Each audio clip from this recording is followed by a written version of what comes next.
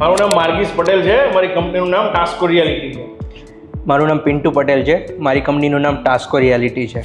Potential ક્લાયન્ટમાં એવી રીતે છે કે ભાઈ એમના જે બી પ્રાઇસ માટેના કોઈ ડાઉટ છે કે ભાઈ એલિવેશન માટે છે કે સાઇઝ માટેના જે બી ડાઉટ્સ છે તો એક સારી રીતે અમે સમજાવી શકીએ છીએ કે ભાઈ જે એમના જે લોકોને કોન્ટ્રાક્ટ આપ્યો છે કામ કરવા માટેનો, પ્લસ જે આજુબાજુમાં જે સાઇઝીસ મળે છે, જે પ્રાઇઝીસ છે, એ બધામાં આ પ્રોજેક્ટ જે સારનો છે એ ઘણો બધો સારો એવો છે કે ભાઈ પ્રાઇસ બી સારું છે, એમનું જે ઇન્ટરનલ પ્લાનિંગ છે એ બી સારું છે, બાલ્કની સાઇઝ બી સારી છે. તો આ બધા પ્લસ પોઈન્ટ વ્યૂથી જોઈએ તો ક્લાયન્ટને કન્વર્ટ સારી રીતે કરી શકીએ.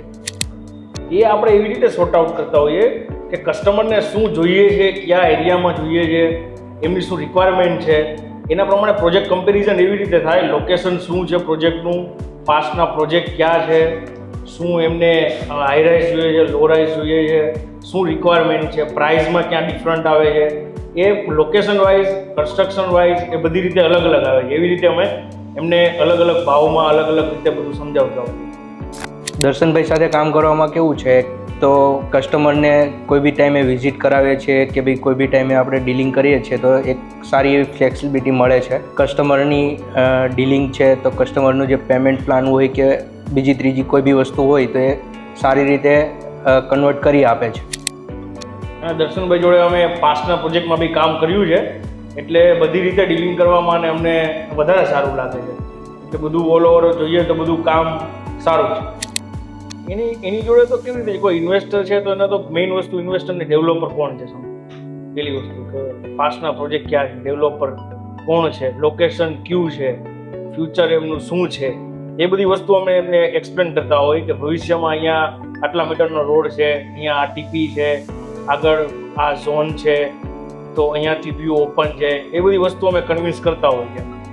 કસ્ટમરને કેવું છે પ્રી લોન્ચિંગ કોઈ બી પ્રોજેક્ટ છે તો એમાં ઇન્વેસ્ટમેન્ટ કરતાં પહેલાં કસ્ટમરને હવે એક લોકેશન માટે પૂરેપૂરી માહિતી આપીએ છીએ કે ભાઈ આ લોકેશન છે, ફ્યુચરમાં આ લોકેશન આવી રીતે ડેવલપ થવાનું છે, ફ્યુચરમાં જે બી રેટ ઇન્ક્રીઝ થવાના છે તો એટલું એવું સારું એવું રિટર્ન તમને મળી શકશે.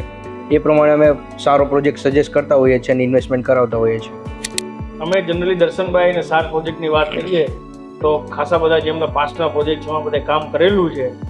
દર્શનભાઈનો સ્વભાવથી લઈ અને બધી વસ્તુ અમને સેટ થાય છે. અમારે સેમ મતલબ એજ છે, યંગ એજના માણસ છે તો અમને કામ કરવાની મજા આવે. સાર ગ્રુપના બધા પ્રોજેક્ટ, એલિવેશન એ બધું બધા કરતાં થોડું અલગ હોય છે પ્લાનિંગ, એટલે અમે કામ કરીએ છીએ.